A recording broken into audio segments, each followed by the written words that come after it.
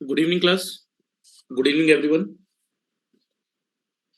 तो last class तक हम लोग पैराबोलिक रिफ्लेक्टर देख चुके थे, राइट। अब यहां पर हम लोग स्टार्ट कर रहे हैं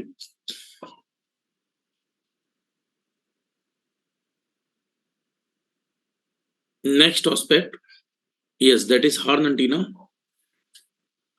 एक मिनट, ये थोड़ा पेन डिस्चार्ज है, इसको कैच कर लें लोग।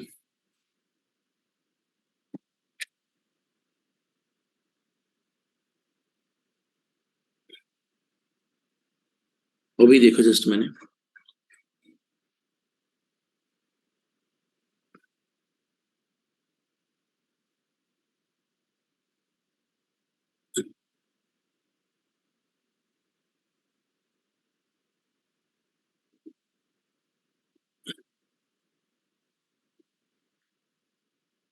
ठीक है, देखिए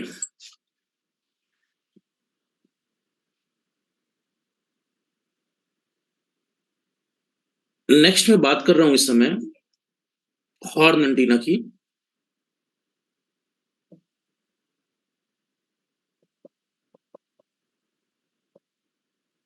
इसे फ्लेयर एंटीना भी बोलते हैं, राइट। ये अपनी गर्दन के पास मुड़ा हुआ होता है, नेक पर। इसमें लिख लीजिए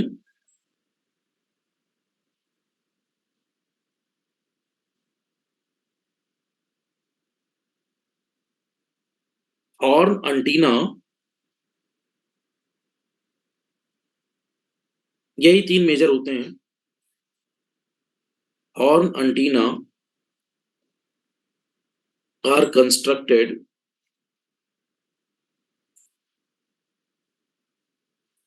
by flaring। फ्लेयरिंग माने मुड़ा हुआ, right. By flaring of waveguide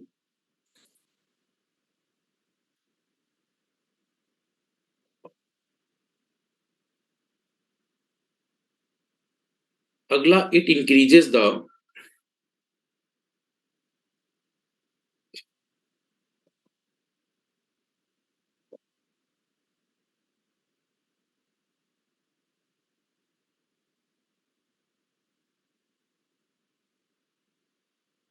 it increases the directivity. अगला है इट इंप्रूव्स द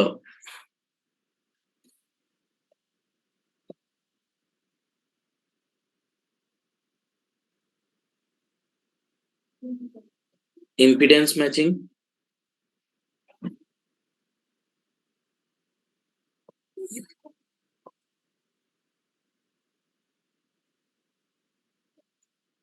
नेक्स्ट लिख सकते हैं आप, it is a it is directional antenna.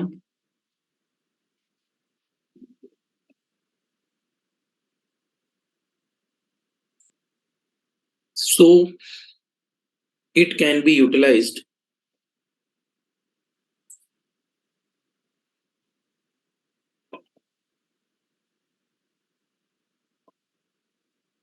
For long distance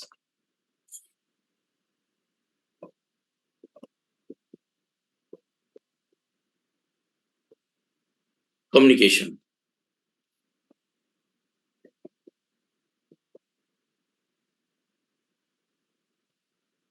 ठीक है, इसका यूज हम लोग लॉन्ग डिस्टेंस कम्युनिकेशन पर भी करते हैं। पहले पॉइंट्स लिख लीजिए।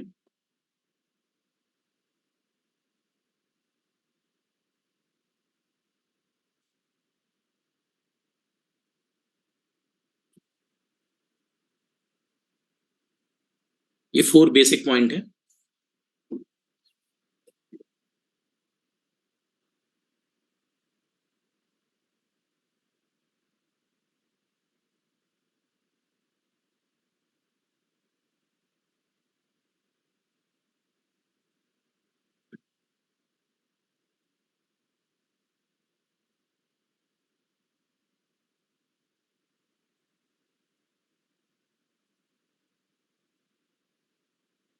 लिखिए लिखिए राजा।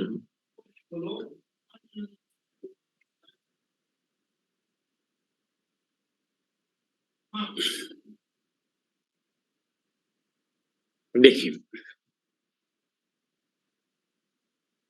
हो गया।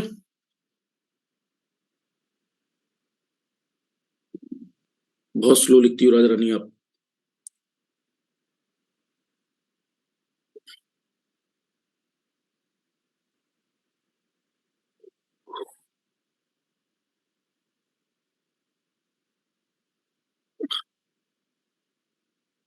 फाइन।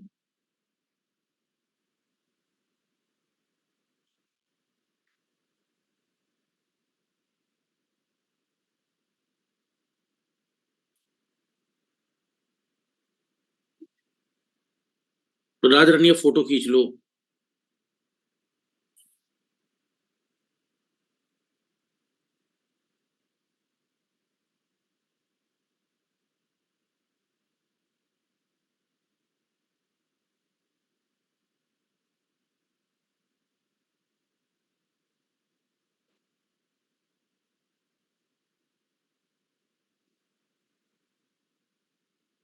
ठीक है, चलो। अब देखिए, हॉर्न अंटीना जो बनता है वो मोड़ कर बनता है। किसको मोड़ कर बनाते हैं? वेवगाइड को। अब वेवगाइड क्या है? तो पहला क्वेश्चन आता है, व्हाट इज वेवगाइड? तो waveguide is hollow metallic. Waveguide क्या है? खाली मेटेलिक है। हॉलो मेटेलिक कंडक्टर बॉडी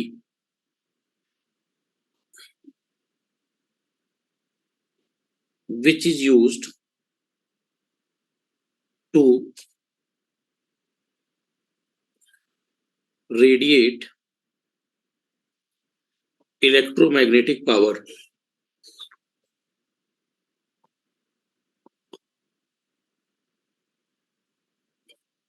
देखो, वेवगाइड एक हालो मेटेलिक कंडक्टर बॉडी है जिसका प्रयोग हम करते हैं ईएम वेव्स की पावर को ट्रांसफर करने के लिए, रेडिएट करने के लिए, राइट। तो अगर जनरल वे में कहा जाए वेवगाइड क्या है, तो वेवगाइड के दो स्ट्रक्चर होते हैं स्टूडेंट्स। एक स्ट्रक्चर होता है रेक्टेंगुलर, एक होता है सर्कुलर, राइट। तो जैसे मैं आपसे ये कहूं, ये वाला स्ट्रक्चर जैसे मैं फ्रेम आउट करूं, सॉरी, मान लीजिए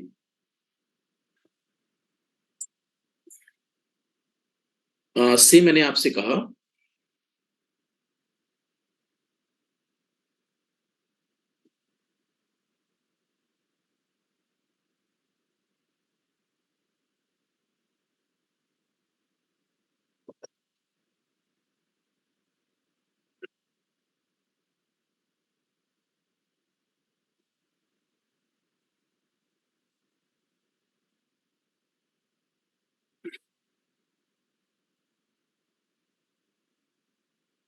राइट। तो ये जैसी बॉडी है, ये कैसी बॉडी है? रेक्टेंगुलर।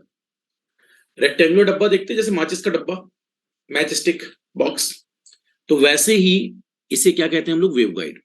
तो ये जो वेवगाइड स्ट्रक्चर है, इस वेवगाइड स्ट्रक्चर का नाम है रेक्टेंगुलर वेवगाइड।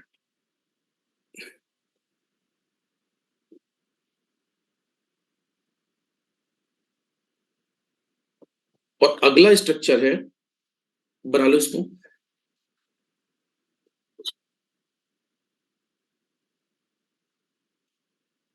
नहीं, डायमेंशंस हैं। जैसे गोविंद इस डायमेंशन को ए कह रहे हैं, ये बी है, ठीक है।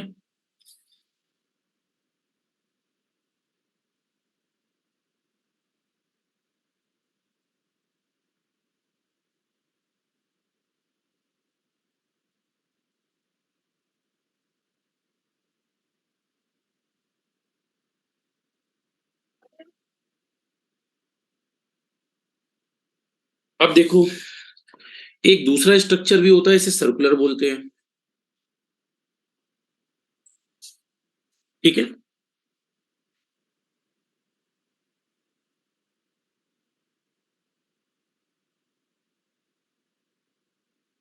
तो ये सेकंड एग्जांपल है सर्कुलर वेवगाइड का।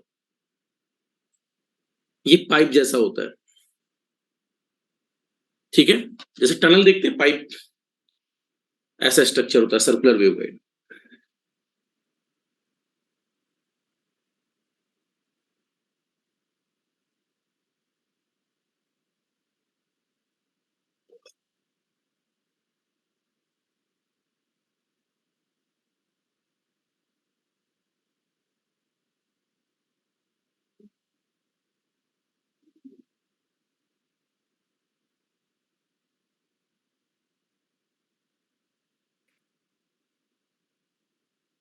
हो गया कंप्लीट? जी, देखिए, सो आई कैन से एक हमारे पास रेक्टेंगुलर वेवगाइड स्ट्रक्चर भी हो सकता है और एक सर्कुलर भी हो सकता है। तो वेवगाइड है क्या? एक मेटेलिक ट्यूब, जो मेटेलिक ट्यूब क्या कर रही है, इलेक्ट्रोमैग्नेटिक सिग्नल को रेडिएट कर रही है, राइट। अब इसको रेडिएट कराने का तरीका है, जैसे मैं इसको फ्लेयर मोड में डाल दूं, तो फ्लेयर मोड में डालने का मतलब जैसे टॉर्च का शेप था, अगर टॉर्च को आप देखें तो टॉर्च का एक सिरा ऐसे मुड़ा हुआ होता है, गर्दन जैसा उसमें बनता है, राइट। तो जो टॉर्च का एक सिरा मुड़ा हुआ होता है वही स्ट्रक्चर होता है फ्लेयर, राइट। टॉर्च सीधी सीधी नहीं होती स्टूडेंट्स, आगे के स्ट्रक्चर में फ्लेयर होता है, मुड़ा हुआ होता है, राइट। तो इस बेस पर हॉर्न पर जो डिजाइनिंग होती है, एक बार दिमाग में ऐसा लाना, जैसे इसकी डिजाइनिंग को हम देखें,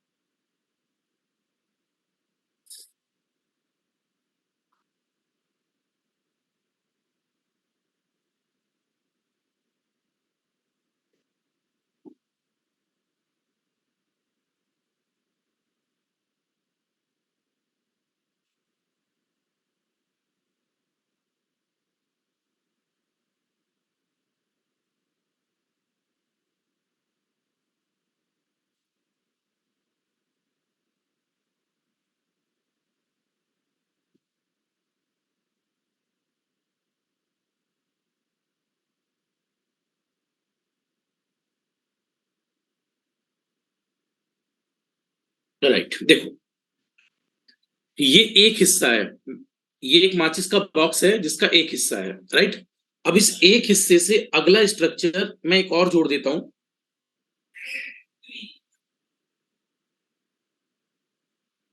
अब जो मैं सेकंड स्ट्रक्चर मोड़कर बना रहा हूं,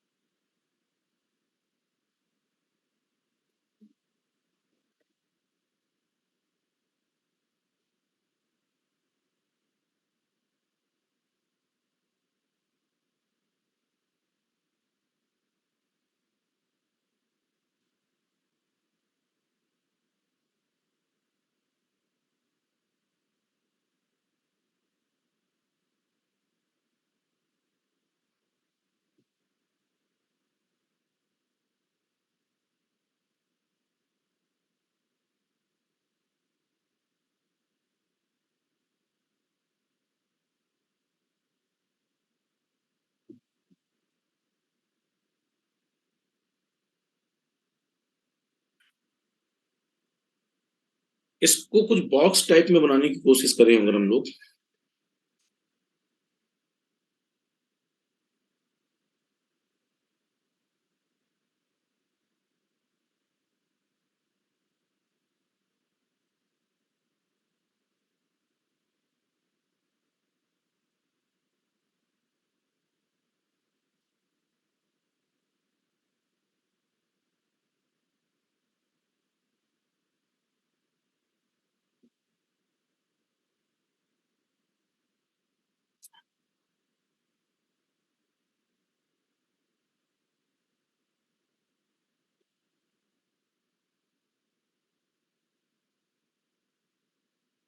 अब कुछ लग रहा है।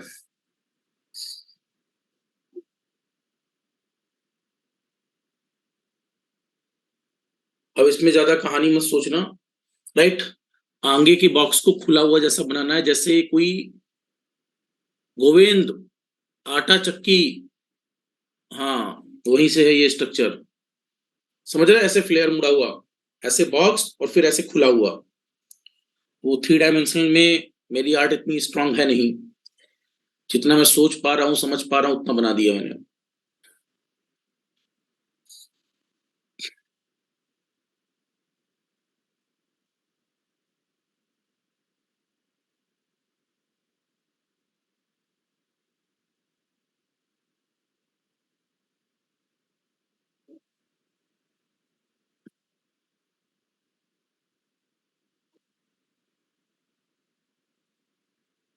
हालो माने खाली, राजरानी, ठीक है। भरा हुआ नहीं, ठोस नहीं होता, खाली होता है, ठीक है।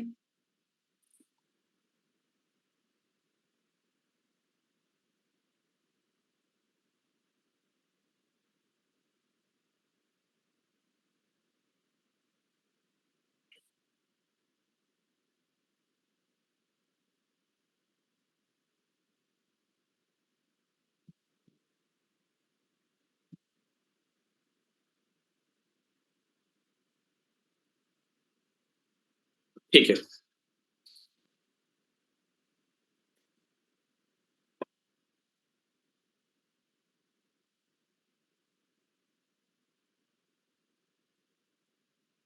ये ए है, ये बी है, स्मॉल बी। यहां वाली डायमेंशंस को देखें तो मान लेना ये थोड़ा छोटा बनाना था, बड़ा बन गया है। This is capital A, this is capital B, ठीक है।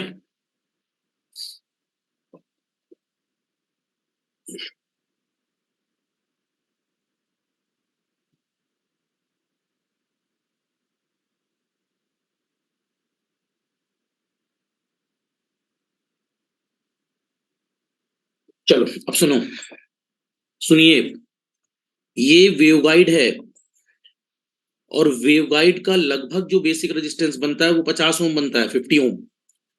अब इस वेवगाइड से ये जो आगे का फ्लेयर स्ट्रक्चर जुड़ा हुआ है, मुड़ा हुआ स्ट्रक्चर, राइट, ये जो मुड़ा हुआ स्ट्रक्चर जुड़ा हुआ है, मान लीजिए ये नहीं जुड़ा होता, इसके बाहर क्या होता, फ्री स्पेस।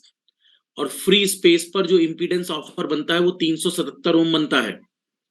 फ्री स्पेस में जो रेजिस्टेंस बनता है ऑफर्ड, वो कितना बनता है, 377।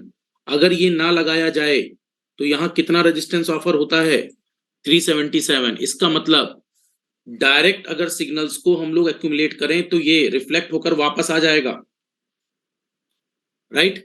तो अगर डायरेक्ट सिग्नल इसकी बॉडी से रिफ्लेक्ट हो जाएगा, क्योंकि ये 50 ओम है और यहाँ जो फ्री स्पेस पर रेजिस्टेंस बनता है ये 377 बनता है, तो अगर ये रिफ्लेक्ट बैक कर जाएगा तो ये हमारे लिए सही कंडीशन नहीं है। तो हम इसकी कॉर्नर की एजेज पर इसको मोड़कर एक फ्लैटर टर्न बनाते हैं, और फ्लैटर टर्न पर अब जो स्ट्रक्चर बनता है, इसकी वजह से हमारे पास इंपीडेंस मैचिंग प्रॉपर होने लगती है।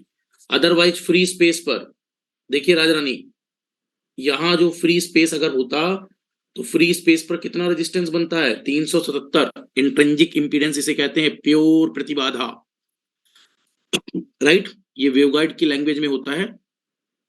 तो अब बताओ, अगर ये 50 ओम है और इसको फ्री स्पेस की जगह प्रॉपर बनाना है तो फ्लेयर स्ट्रक्चर बना दे, अब ये बताओ, कोई भी, इधर सुनिए, ये बताइए, अरे इधर मुंह बनाकर मत बैठो, इधर देखो, ये यहां से जो सिग्नल्स रेडिएट कराना चाहते हो, क्या अगर ये इलेक्ट्रोमैग्नेटिक सिग्नल हैं तो क्या ये वेलोसिटी ऑफ लाइट से चलते हैं? तो ईएम सिग्नल्स को रेडिएट कराने की क्षमता है इनके अंदर। अब एक बात बताइए, अगर ये ईएम सिग्नल को रेडिएट करा सकते हैं, तो क्या अगर इसका ये जो आउटर एजेज है, अगर ये खुलते हुए स्ट्रक्चर में है, खुलते हुए स्ट्रक्चर में है, फिर से सुनिए, यहां तक स्टीपर स्ट्रक्चर और फिर खुलते हुए स्ट्रक्चर में, तो क्या ये ब्रॉड सेंस में फैलेंगे? और अगर ये ब्रॉड वे में फैलेंगे तो क्या इसकी डायरेक्ट जो इंटेंशन है इसकी, क्या ये सिग्नल्स को बराबर रेडिएट कराने पर एक फ्लेयर्ड वे में, एक फ्लेयर्ड स्ट्रक्चर में, एक बीम स्ट्रक्चर में निकालने की कोशिश करेगा? अदरवाइज एज मुड़ी हुई होती तो ये रिफ्लेक्ट कर जाता। तो एज मोड़ कर नहीं, एज को खोल कर आगे का जब स्ट्रक्चर बनाओगे, मेरी बात समझ पा रहे हैं? अगर एज मुड़ी हुई बंद हुई होती तो ये रिफ्लेक्ट कर जाता। इसको खोल कर आगे का संरचना, चादर नुमा संरचना ऐसे बनाई गई, तो क्या इस पर ट्रावर्सिंग ज्यादा अच्छी होगी गोविंद? राइट, सिग्नल मोर प्रॉपर ट्रावर्स करेगा। तो आप यहां पर फ्लेयर स्ट्रक्चर लेते हो, इसी स्ट्रक्चर का नाम क्या है? फ्लेयर, मुड़ा हुआ। राइट, तो वेवगाइड में कौन सा स्ट्रक्चर लिया जा रहा है? फ्लेयर। तो देखिए पहली लाइन सुनिए, क्या ये लिखवाया हुआ है, horn antenna are constructed by flaring of waveguide, right. अगली बात, इस अंटीने से डायरेक्टिविटी बढ़ती है, राइट। डायरेक्टिविटी बढ़ने का मतलब आप जानते हैं, ये मोर डायरेक्टेड सिग्नल भेजता है। अगला, it improves the impedance matching. देखिए 50 ओम है, बाहर वाला 370 था, तो क्या इसने फ्लेयर स्ट्रक्चर को बनाकर इंपीडेंस को मैच कराने की कोशिश की है? तो दैट्स वाई बंद स्ट्रक्चर ना होकर खुला हुआ स्ट्रक्चर होने का क्या फायदा है?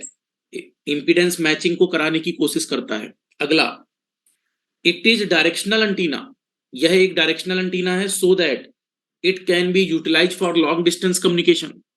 आपने देखा था पैराबोलिक रिफ्लेक्टर के ऊपर लगा हुआ था ये, तो क्या horn antenna long distance communication के लिए नहीं है, सैटेलाइट कम्युनिकेशंस के लिए? तो इसका मतलब हॉर्न एंटी नहीं नहीं नहीं नहीं नहीं, वो पूरा जो डिस एंटीना है वो पैराबोलिक रिफ्लेक्टर है, लेकिन जिससे सिग्नल को रेडिएट करा रहे थे वो हॉर्न था या नहीं? जो उसका एक्टिव पार्ट था, कल पढ़ाया था, ऊपर जो लगा है वो एक्टिव पार्ट था। तो क्या ये सिग्नल को भेजता था, रिफ्लेक्ट करके आगे निकल जाता था, प्लेन वेव, ज्ञान प्रभा, राइट। ठीक है, फिर मैंने बोला वेवगाइड क्या है? तो वेवगाइड एक हालो मेटेलिक बॉडी है जो कि ईएम पावर को रेडिएट करती है। ये फ्लेयर स्ट्रक्चर शायद समझ में आ रहा होगा, मुड़ा हुआ स्ट्रक्चर है, राइट। चलिए,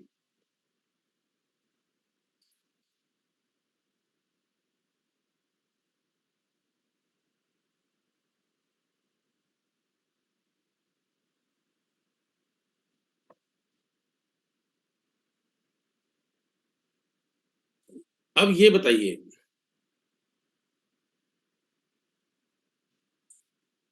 एक सिंपल सी बात कर लेते हैं।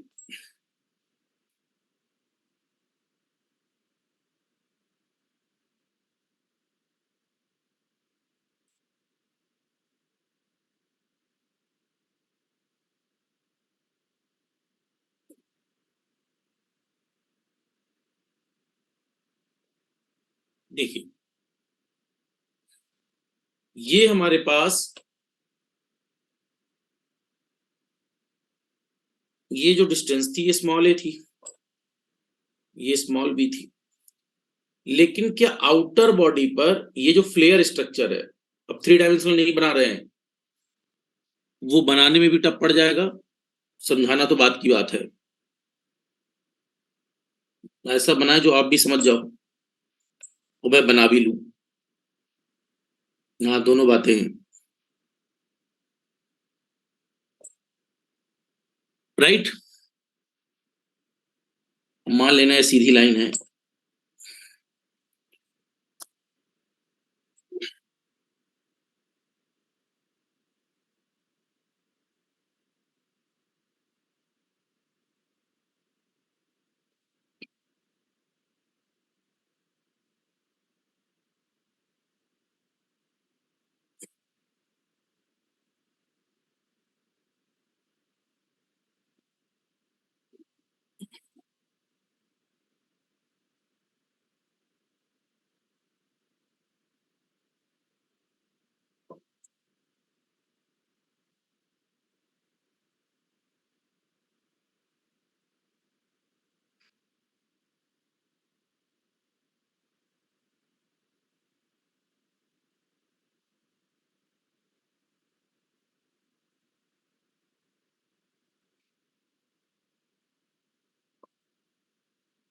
बना लीजिए इसको, फिर बताता हूँ।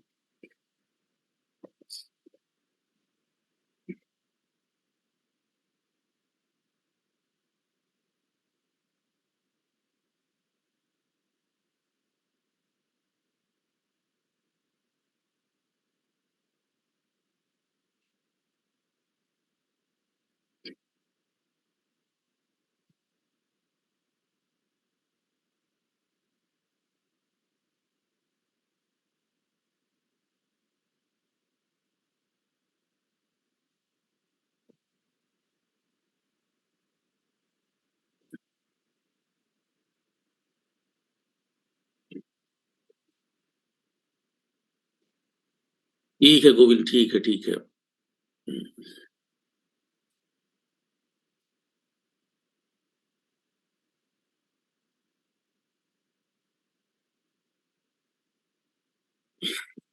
एक सेकंड।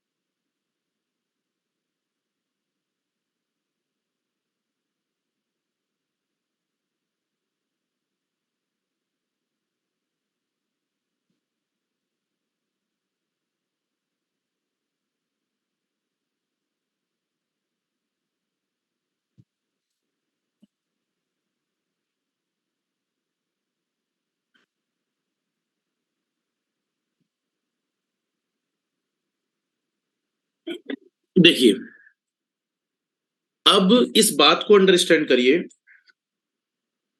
जैसे स्टूडेंट्स ये सेक्शन हम मोड़ रहे थे, देखो, तो ये मुड़ता हुआ सेक्शन जो है ना, ये ऐसे मोड़ रहा होगा, ऐसे।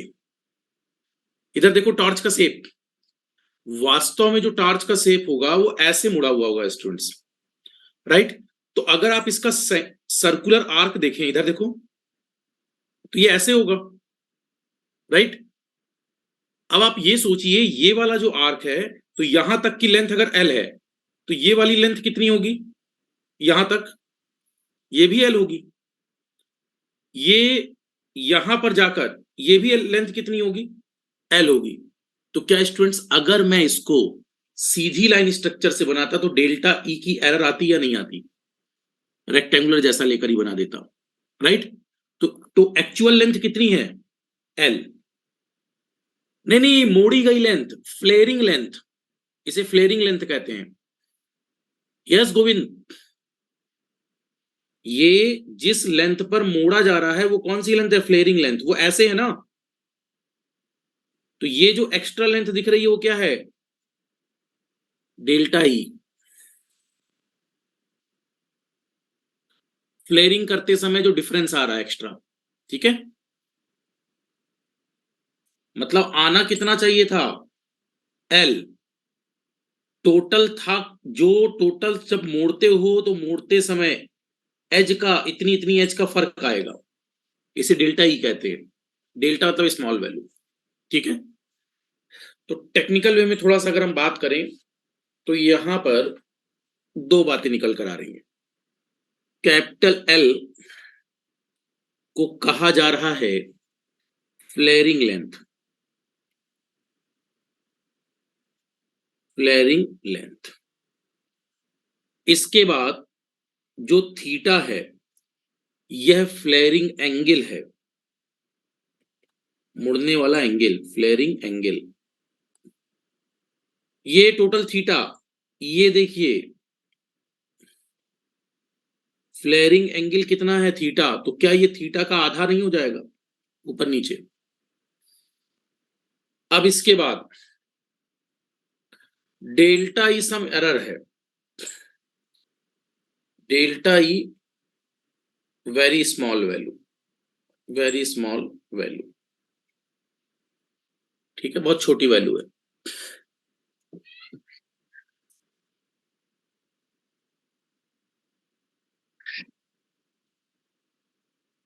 अब थोड़ी सी एक बात को समझने की कोशिश करेंगे। अब आप यह बताइए, क्या ऐसा प्रतीत हो रहा है यह जो लेंथ है यहां तक ये एल है, और अगर इससे ऊपर चला जाए सीधे सीधे, इधर देखिए बिल्कुल नाक की सीध में,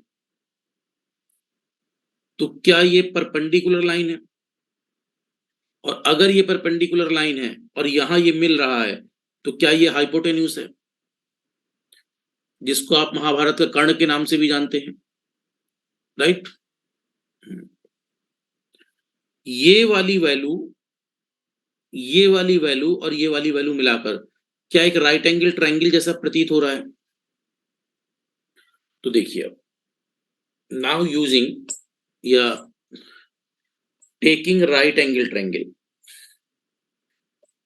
समकोण त्रिभुज में टेकिंग राइट एंगल ट्रायंगल,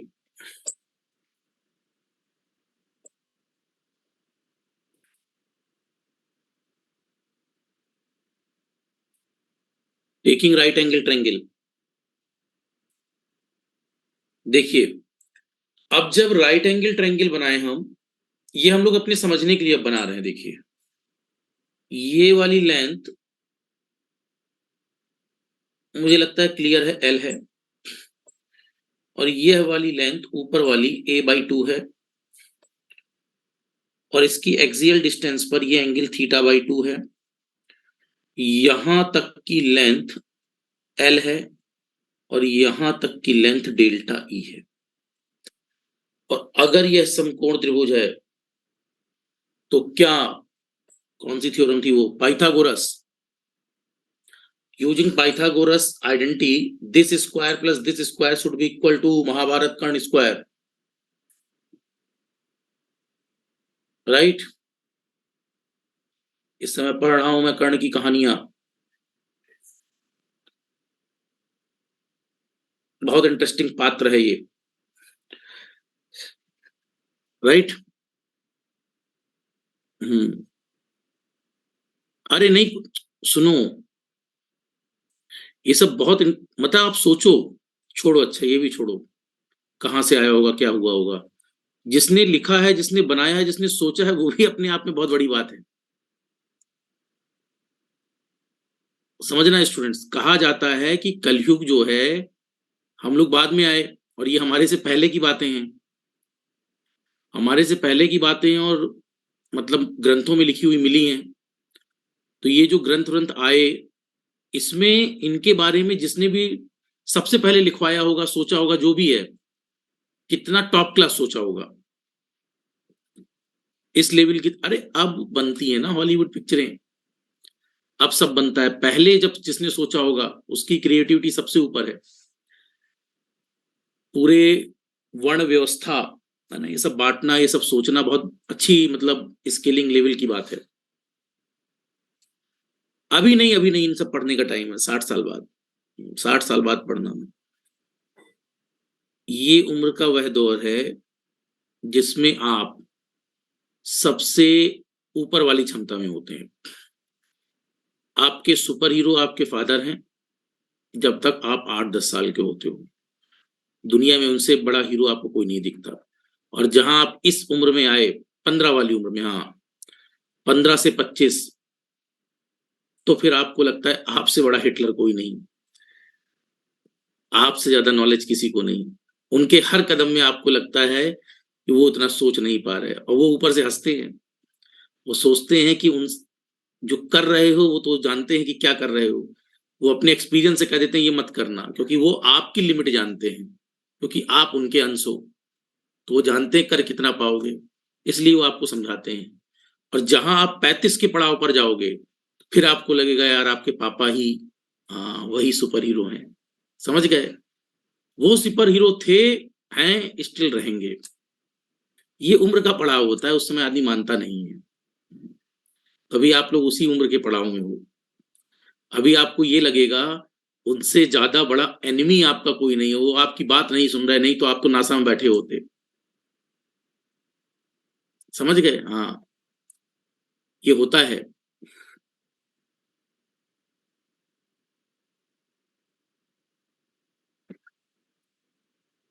जब मुझे आईआईटी नहीं मिल रहा था, तो मेरे घर वालों ने समझाकर मुझे एनआईटी दिलवा दिया। आईआईटी में बहुत लोअर रैंक थी, और मैं उस समय ये शो ऑफ करता था कि आप लोगों की वजह से मुझे आईआईटी नहीं मिल रहा है। हाँ, ये होता है। वो बाद में समझ में आता है कि उनका डिसीजन क्यों अच्छा था। नहीं तो ना घर के ना, हाँ, समझ गए? बहुत इंटेलिजेंट लोग होते हैं। सॉरी। लुक, ये जो पाइथागोरस है, क्या इस पाइथागोरस से, ना लुक केयरफुली, अगर हम यहां पाइथागोरस से दो बातों की मैं बात करता हूं। एक, आपके यहां ये जो एंगल पूछा जाता है, फ्लेयरिंग एंगल, इसकी भी एक बार बात कर लेते हैं। तो अगर मैं फ्लेयरिंग एंगल को लिखना चाहूं,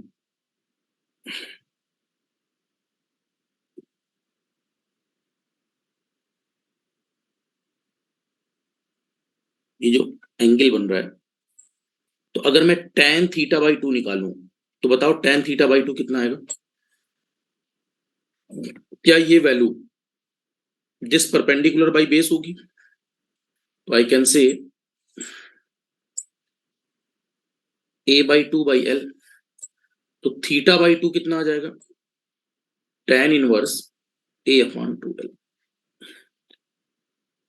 थीटा का मान 2 tan इनवर्स a/2l है। अरे ये 2 नहीं कट जाएंगे, वो अंदर वाला देखो कहीं भी ताकि कट हो जाए।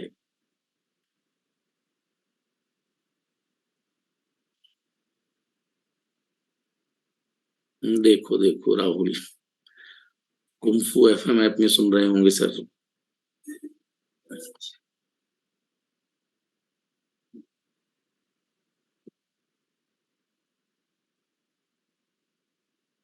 किसी ऐप में नहीं सुन रहा हूं।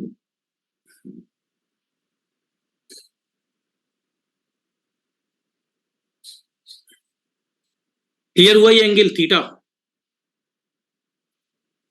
चलो, तो अगर कोई पूछता है फ्लेयरिंग एंगल थीटा का मान क्या होगा, तो 2 tan इनवर्स a/2l। ए यहां क्या था? जो वेवगाइड मोड़कर बड़ी लेंथ बनती है वो ए है, राइट। और जो एल है वो लेंथ है जिसको फ्लेयर फ्लेयर लेंथ कहते हैं, मोड़ने वाली लेंथ, राइट। और जो यहां एंगल बन रहा था, वो एंगल, नहीं स्टूडेंट, साइन कॉस लोगे तो फिर ये डेल्टा ई भी आएगा ना, इसको भी पता दिखाना पड़ेगा, इसलिए tan लिया है। ले कुछ भी सकते हो, लेकिन tan लेने पर चीजें आसान है। क्लियर? अब वही हाइपोटेन्यूस स्क्वायर, तो कितना था वो हाइपोटेन्यूस? बोलो राजा रानी, एल प्लस डेल्टा ई, ठीक है, इसका whole square. Sorry, this is L plus delta E का होल स्क्वायर बराबर, नीचे वाली लेंथ क्या थी? एल स्क्वायर प्लस a/2 का होल स्क्वायर। तो L square plus delta E का square plus 2 times L into delta E बराबर L square plus A square by 4। Hope so बात क्लियर है। अब एक बात बताएं, क्या डेल्टा ई बहुत छोटी वैल्यू है? और अगर डेल्टा ई बहुत छोटी वैल्यू है, महाभारत 18 दिन में क्यों खत्म हो गया? अब इसका आंसर मेरे पास नहीं है। मैं भी सीख रहा हूं, देख रहा हूं।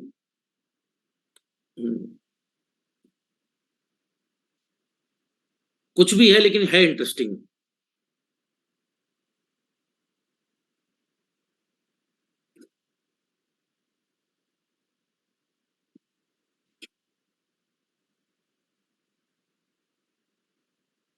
Delta E very very less. अरे छोटे का स्क्वायर और छोटा, छोटे का स्क्वायर बड़ा। अरे 0.01 का होल स्क्वायर करोगे तो क्या 0.0001 नहीं आ जाएगा? तो क्या ये डेल्टा ई स्क्वायर निगलेक्ट हो सकता है राजरानी? अगर डेल्टा ई छोटा है तो डेल्टा ई स्क्वायर और छोटा। We can neglect this. अगर हम इसे निगलेक्ट कर सकते हैं तो एल, एक मिनट निगलेक्ट करने के बाद, सॉरी, एक बात तो ये भी है ना, क्या ये एल स्क्वायर भी कैंसिल है? ये तो ध्यान ही नहीं दिया। और ये वाला निगलेक्टेड है, तो क्या बचा क्या? 2l डेल्टा ई बराबर ए स्क्वायर बाई 4।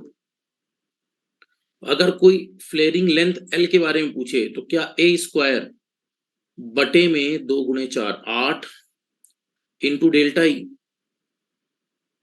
तो ये हो गया फ्लेयरिंग लेंथ का formula. This is flaring length formula.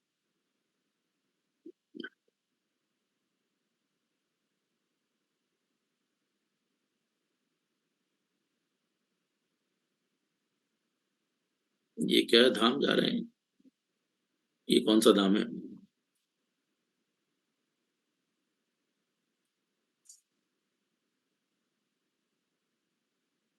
जाओ जहां जाना है राहुल, आशीर्वाद लेने जा रहे हो देखो।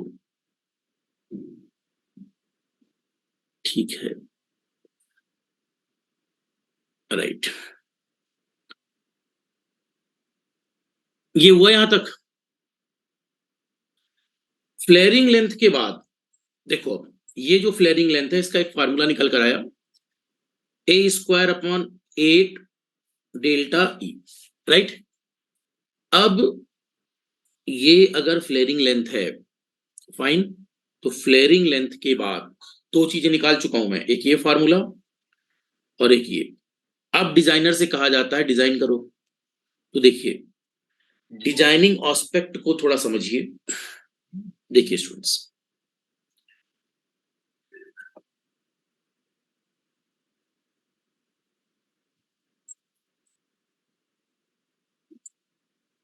ये मान लीजिए एच प्लेन है और ये ई प्लेन है। जो दो प्लेन है ये आपस में कैसे हैं? परपेंडिकुलर है, 90 डिग्री पर है।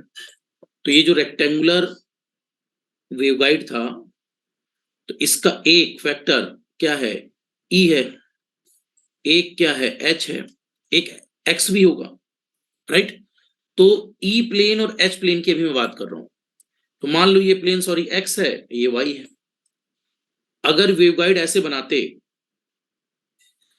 तो बताओ, क्या वेवगाइड बनाते समय क्या एक लाइन ये जो निकलती, क्या ये जेड लाइन नहीं निकलती है पीछे वाली? तो दो प्लेन हो गए, ई प्लेन और एच प्लेन। तो डिजाइनिंग करते समय इस लाइन और इस लाइन पर दूरियां कितनी मेंटेन करते हैं सुन लीजिए। आप चाहते हैं ई प्लेन की डिजाइनिंग पर डेल्टा ई जो बने वो लेस होना चाहिए 0.25 लैम्डा से, और लैम्डा लेंथ है आप जानते हैं। इसी तरह डेल्टा एच पर जो मुड़ाव होता है वो 0.4 लैम्डा से। ये दो डिजाइनिंग एस्पेक्ट है यहाँ पर।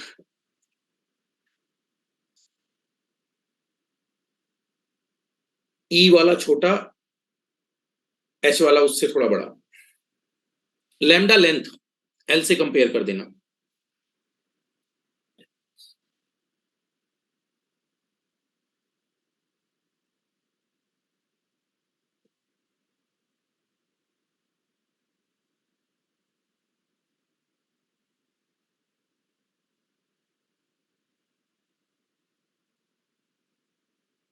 देखो ये दो लेंथ है ना, देखो इधर, ये जैसे इधर देखो 3D में, हाँ सुनो जरा, ये बना नहीं है 3D में, एक मिनट, ये वाला, हाँ इधर देखो, जैसे आप इस लेंथ में कुछ चेंज कर रहे हो, राइट, इसको मोड़ने वाली लेंथ में कितना परिवर्तन, 0.25, और ये वाली जो लेंथ आपके पास है, राइट, इस लेंथ पर कितना चेंज कर रहे हो, इस पर जो आप चेंज कर सकते हो वो 0.4 लैम्डा है। तो वास्तव में आप इस स्ट्रक्चर को देखें तो आपको क्लियर हो रहा होगा, यहां पर जो टिल्टिंग होती है ये समवाट, ये टिल्टिंग कम है, राइट, और जो यहां टिल्टिंग होगी वो ज्यादा है, राइट। तो दो तरह की टिल्टिंग है, टिल्टिंग में मुड़ते हुए शेप में डेल्टा ई अधिकतम कितना रख सकते हैं, 0.25, डेल्टा एच 0.4 लैम्डा। क्या मेरी बात समझ पा रहे हैं? ये तो डिजाइनिंग एस्पेक्ट है। तो ये होता है हमारे पास हॉर्न एंटीना, हॉर्न मींस मुड़ा हुआ, क्लियर, फ्लेयर्ड स्ट्रक्चर। तो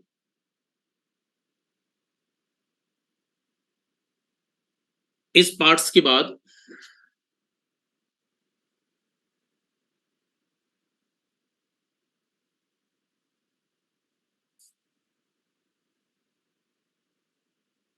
राजरानी, सॉरी ज्ञान प्रभा, ये वही प्लेन है, वास्तव में एच जेड है, ठीक है, मैंने इसको दिखाया जेड की जगह ऐसा बोल दिया है, राइट, हाँ,